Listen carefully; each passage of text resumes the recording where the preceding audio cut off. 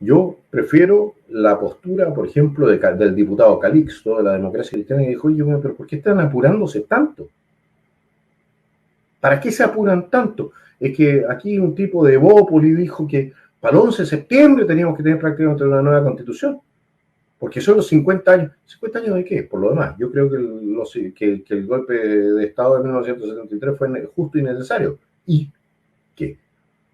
Y creo que hay muchos chilenos que todavía comparten mi opinión, porque quedar siendo gobernado para siempre por el Partido Comunista del señor Tellier, imagínense lo agradable que habría sido. ¿Ya? Con todo su violentismo y más encima ellos teniendo las armas y guerrilleros armados van con Kalashnikov, todo tipo de... Imagínense lo agradable que habría sido ser gobernado por esa gente. Entonces yo no tengo ningún problema con reconocer eso. El socialismo, sin embargo, tiene mucho mejor prensa, en principio, que lo que tiene el liberalismo, así en términos generales.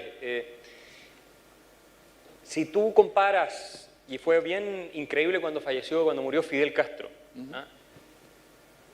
Jean-Claude Juncker en la Unión Europea dijo que había muerto un héroe para mucha gente.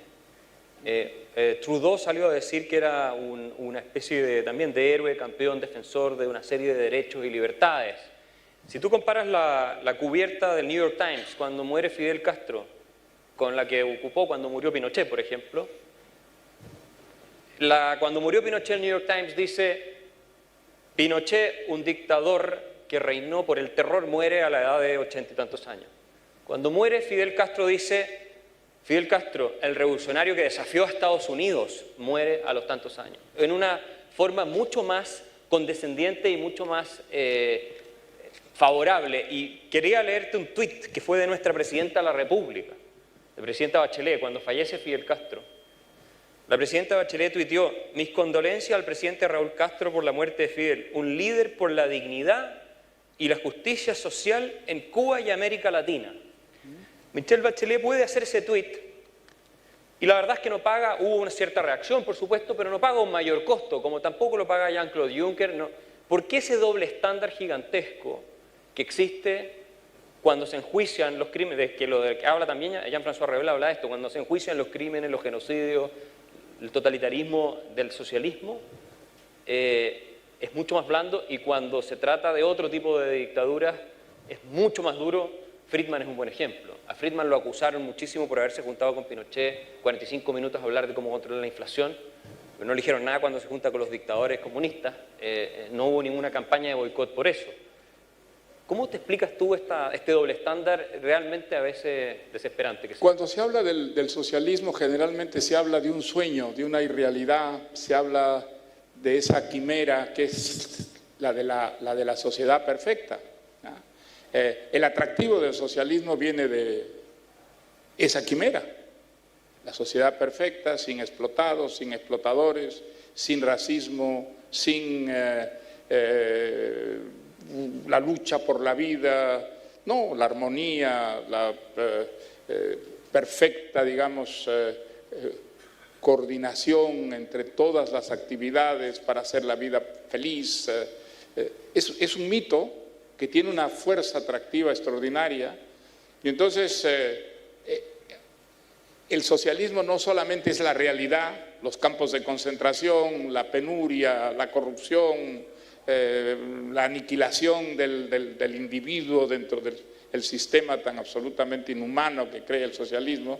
No, el socialismo es ese sueño, esa quimera, a la que nunca hemos renunciado. En el fondo de nosotros hay siempre un soñador que cree posible esa sociedad perfecta. Entonces, cuando muere un Fidel Castro, hay que decir que en el caso de Fidel Castro además había la aventura, ¿no?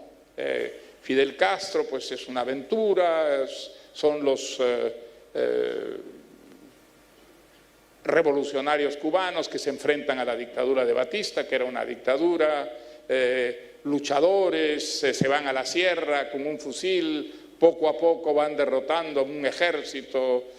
Hay una mitología, digamos, del héroe, de la aventura en torno a Fidel Castro, que uno entiende que tienda, digamos, a ser tolerante con los horrores que cometió Fidel Castro en Cuba, mucho más comprensivo que con una dictadura de derecha. Una dictadura de derecha es una dictadura simplemente brutal y que no propone, digamos, la sociedad perfecta. El mito no la acompaña, el mito, la leyenda, las revoluciones socialistas vienen acompañadas de un mito, aunque muchas veces se hayan traducido en dictaduras más espantosas, más sanguinarias, más terribles que las dictaduras de derecho. Sin embargo, esa comparación que tú haces es peligrosa. Todas las dictaduras son malas. Todas las dictaduras. Fidel Castro es malo, Pinochet es malo también. Destruyó una democracia, existía aquí una democracia en Chile. Fidel Castro no destruyó una democracia, Fidel Castro destruyó una dictadura corrompida, brutal, que era la dictadura de Batista. Entonces, yo no apruebo, pero entiendo por qué la muerte de Fidel Castro provoca, digamos, unos entusiasmos que la muerte de Pinochet no puede provocar, ¿no? Pero podríamos decir de manera muy fría, con sangre de reptil, que objetivamente, desde el punto de vista del bienestar y las libertades agregadas o generales de la ciudadanía, hay dictaduras menos malas, por no decir mejores, sino que menos malas. Por ejemplo, ¿cuántos en esta sala preferirían vivir en la dictadura de Maduro o en Cuba que lo que fueron los años 80 en Chile? Probablemente nadie. Y ahí es donde viene una segunda pregunta que yo te quiero hacer a ti. En el liberalismo... Esa pregunta yo no te la acepto. ¿No? Esa pregunta no la acepto porque esa pregunta parte de una... Claro.